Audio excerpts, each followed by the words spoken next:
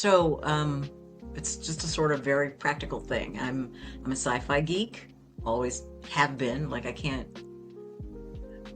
remember how young I was when I first read science fiction, but I can't think of when I haven't been reading it.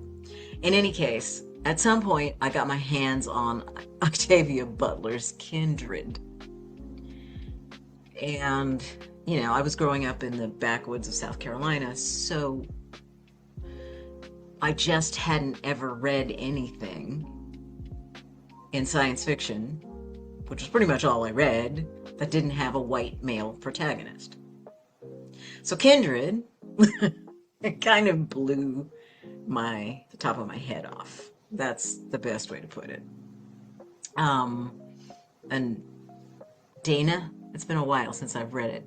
Dana, like I read it, I remember rereading it immediately and then reading it again a week later, which did not happen with me. I got bored and put it away and went on to the next thing.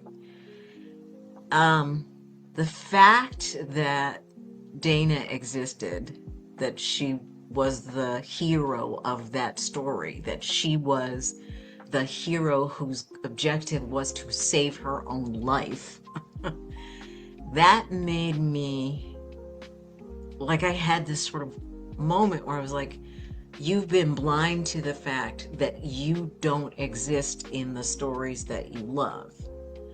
So I started looking for them everywhere that I could find.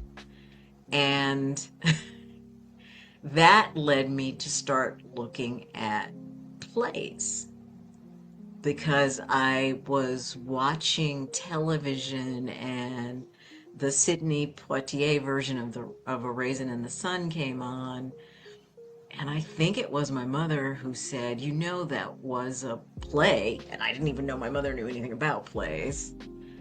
In any case, I found out that Lorraine Hansberry had written it, so there were black women writing plays.